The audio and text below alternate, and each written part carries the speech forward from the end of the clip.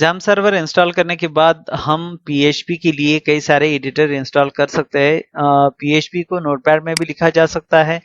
PHP के लिए हम सबलाइन टेक्स्ट भी यूज कर सकते हैं, नोटपैड प्लस प्लस भी यूज कर सकते हैं। इसका एक वीडियो मैं पहले ही बना चुका हूँ, उसका लिंक डिस्क्रिप्शन में मैंने दे रखा है। तो हम यहाँ पे सबलाइन में इसका कोड लिखने की कोशिश करेंगे। यहाँ पे न्यू फोल्डर हम सेलेक्ट करते हैं, basically new folder, open new folder. तो यहाँ पे जैम्प में एसटी डॉक्स में न्यू फोल्डर्स हम ले सकते हैं। तो इसके लिए न्यू फोल्डर हम बना लेंगे ताकि एक पूरा प्रोजेक्ट उसमें बना सकते हैं और फिर बाद में इस पे काम करना शुरू करेंगे। तो माय कंप्यूटर में यहाँ पे सी ड्राइव में यहाँ पे होगा आपका सर्वर यानी जैम सर्वर। उसके बाद AST डॉक्स नाम का जो फोल्डर होता है आपके सिस्टम को as a client as a server बना लेता है। तो यहाँ पे हम लिखेंगे PHP कोड, ऐसा एक फोल्डर बना लेंगे जिसमें हमारा पूरा PHP का प्रोग्राम यहाँ से, अभी यहाँ जो हम शुरू करने वाले हैं सारे प्रोग्राम्स इसी में रहेंगे। तो अभी हम स्टार्ट करते हैं सबलाइम को। यहाँ पे न्यू फोल्डर्स यानी ओपन फोल्डर करेंगे। ओपन फोल्डर में हम फिर से एसटी डॉक्स में जाएंगे और यहाँ पे पीएचपी कोड लेंगे, सेलेक्ट फोल्डर। तो यहाँ पे पीएचपी कोड आ गया। उसके बाद आप यहाँ पे अगर आप देखेंगे यहाँ से शुरू करेंगे प्रोग्राम लिखने के लिए। तो पहला जो पीएचपी का प्रोग्राम है हम दो तरीके से लिख सकते हैं, एचटीएमएल के बीच में भी लिख सकते हैं, बिना एचटीएमएल के भी लिख सकते हैं। तो हम शुरू में एचटीएमएल का कोड लिखने की कोशिश करेंगे। ये हो गया एचटीएमएल, उसके बाद /एचटीएमएल। अभी जब हम इस फाइल को सेव करेंगे तो इसमें कुछ इफेक्ट्स आपको जरूर नजर आएंगे। तो हम इस फाइल को सेव करते हैं, सेव किया। और जब भी हम PHP फाइल को सेव करेंगे तो यहाँ पे ऑल फाइल्स होना जरूरी है। और उसके बाद यहाँ पे फर्स्ट प्रोग्राम है तो 1.php हम ऐसा लिखते हैं। तो सेव किया। तो यहाँ पे देखिए कलर चेंज हो गया ऑटोमेटिकली। इसका फॉन्ट साइज बड़ा कर लेते हैं। टेक्स्ट में अगर आप देखेंगे टूल्स, बिल्ड सिस्टम,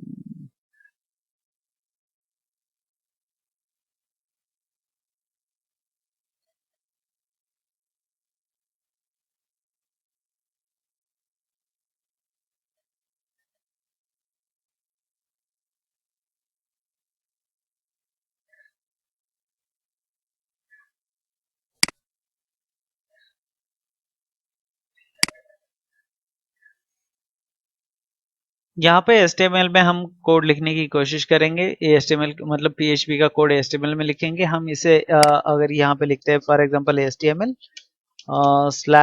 /HTML, तो इस फाइल को अब इसे जूम करना चाहते हैं तो स्क्रॉल कर सकते हैं।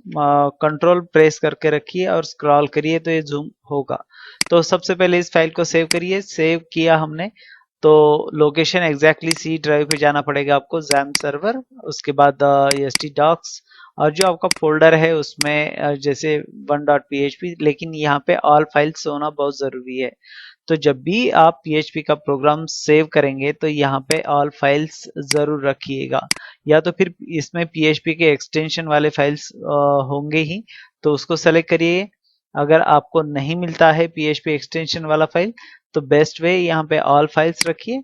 और यहाँ पे जैसे 1.php मैंने किया है तो वैसे ही आप 1.php कर सकते हैं। मैं इसे रिप्लेस कर देता हूँ तो ये ऑटोमेटिकली एक कलर इफेक्ट में आपको दिखाएगा। उसके बाद यहाँ पे PHP का कोड हम बॉडी टैग में लिखेंगे। तो बॉडी टैग यहाँ पे यूज करेंगे, बॉडी टैग। उसके बाद क्लोजिंग बॉडी टैग, ये ऑटोमेटिकली क्लोज हो जाता है। तो उसके बीच में हम स्टार्ट करेंगे एंगल क्वेश्चन मार्क और यहाँ पे लिखेंगे PHP और उसके बाद इंटर करेंगे। यहाँ पे फिर से एंगल, ये क्लोज हो गया। यानी PHP हमेशा स्टार्ट जब करते हैं तो यहाँ पे इस तरह से ये फर्स्ट टैग हो गया PHP का ओपनिंग और ये क्लोजिंग वाला टैग हो गया। इसके बीच में आपको जो भी लिखना होता है वो एक पर्टिकुलर कमांड लाइन की तरह यूज कर सकते हैं। फॉर एग्जांपल आपने सी प्रोग्रामिंग में किसी स्टेटमेंट को प्रिंट करने के लिए printf फंक्शन का यूज किया होगा। सेम वैसे ही PHP में कोई भी कंटेंट आपको प्रिंट करना है ऑन ब्राउजर तो यहाँ पे हम यूज कर सकते हैं प्रिंट फंक्शन को डायरेक्टली, जैसा आप सी प्रोग्रामिंग में लिखते हैं वैसा ही। तो मैं यहाँ पे लिखूंगा टेस्ट PHP, और इसमें आप डायरेक्ट सेमीकोलन यूज कर सकते हैं, नहीं भी यूज कर सकते हैं, यहाँ पे मैंडेटरी नहीं होगा। लेकिन हम इसे सेव करते हैं। सेव करने के बाद जब आप लोकल होस्ट को रन करेंगे, फॉर एग्जांपल ब्राउजर को मैंने ओपन किया, यहाँ पे मैंने टाइप किया लोकल होस्ट, यानी आपका लोकल होस्ट स्टार्ट है या नहीं ये इससे पता चल जाएगा। तो पहले हमें जैम सर्वर स्टार्ट करना पड़ेगा। तो पहले हम जैम सर्वर को स्टार्ट करेंगे, यहाँ पे अपाचे माइस्क्यूएल दोनों स्टार्ट कर देता हूँ। फिर उसके बाद यहाँ पे क्लोज किया, फिर लोकल होस्ट को स्टार्ट किया। उसके बाद यहाँ पे एक डैशबोर्ड नाम का एक फोल्डर आ जाएगा। तो हम यहाँ पे लिखेंगे PHP कोड जो हमारा फोल्डर है, /1.php जो हमारा फाइल है, इंटर करेंगे तो यहाँ पे ये इस तरह से शो करेगा। अगर आप इसे लार्जर साइज में देखना चाहते हैं तो यहाँ पे हम HTML टैग भी यूज कर सकते हैं, जैसे कि h1, और यहाँ पे हम क्लोज करेंगे /h1 इस तरह से। सेव किया, उसके बाद फिर से मैंने यहाँ पे रिफ्रेश किया तो इसका साइज जो है लार्जर हो जाएगा। अभी हम देखते हैं सेमीकोलन ये मैंडेटरी होता है या नहीं होता है। तो सेमीकोलन को हमने हटा दिया। अगर जो भी एरर है ये ब्राउजर में ही शो करेगा, तो सेमीकोलन से इसे कोई खास फर्क नहीं पड़ेगा। मैं यहाँ पे डबल इनवर्टेड कॉमा हटा देता हूँ और फिर हम इसे सेव करके देखते हैं तो ये एक एरर शो करा देगा।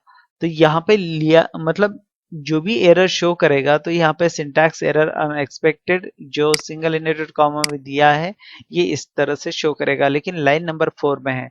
तो हम अगर लाइन की बात काउंट करेंगे तो लाइन नंबर 1, 2, 3 और 4 में ये एरर शो कर रहा है, मतलब इस लाइन में एरर है।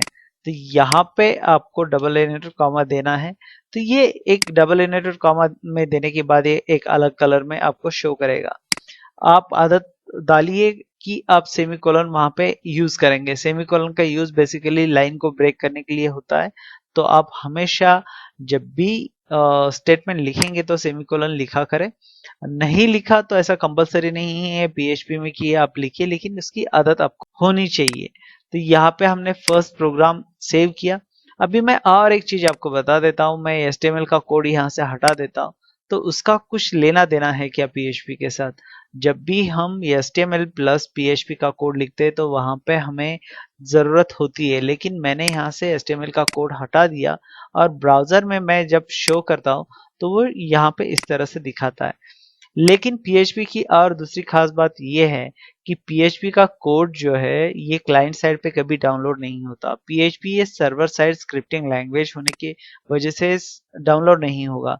अगर मैं इस पे राइट क्लिक करूंगा और व्यू पेज सोर्स पे जाता हूं तो यहाँ पे देखिए h1 टेस्ट PHP इतना ही शो करेगा।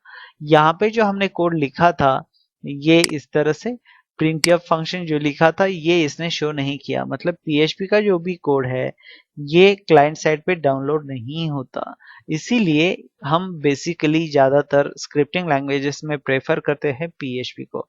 तो हमने फर्स्ट प्रोग्राम किस तरह से लिखते हैं वो देखा। printf की जगह हम echo भी यूज कर सकते हैं। यहाँ पे हमने echo यूज किया, उसके बीच में यह बाय डिफॉल्ट स्ट्रिंग किस तरह से लिखना है ये आ जाएगा। तो हम इसे हटा देते हैं, हमने पहले ही स्ट्रिंग लिख रखा है। यहाँ पे पैरेंथेसिस को हटा देंगे क्योंकि जब भी हम इको लिखेंगे तो पैरेंथेसिस की जरूरत नहीं होती। तो ये हो गया हमारा कंप्लीट स्टेटमेंट। हम इसे सेव करेंगे और यहाँ पे इसे रिफ्रेश करेंगे तो वो वही लाइन को शो कराएगा। यानी प्रिंट, आप किसी भी स्टेटमेंट को प्रिंट करना चाहते हैं एक तो इको लिखिए या प्रिंट लिखिए। और दूसरी बात है यहाँ पे हम इस तरह से भी लिख सकते हैं प्रिंट एफ, प्रिंट आर भी लिख सकते हैं, लेकिन प्रिंट एफ यानी प्रिंट फाइल।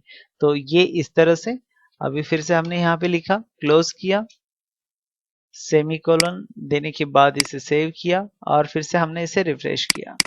तो ये इस तरह से हम तीनों फंक्शन को यूज कर सकते हैं, प्रिंट, इको और प्रिंट एफ, किसी भी स्टेटमेंट को प्रिंट करने के लिए। तो नेक्स्ट वीडियो में हम देखेंगे कि PHP में और क्या क्या कर सकते हैं।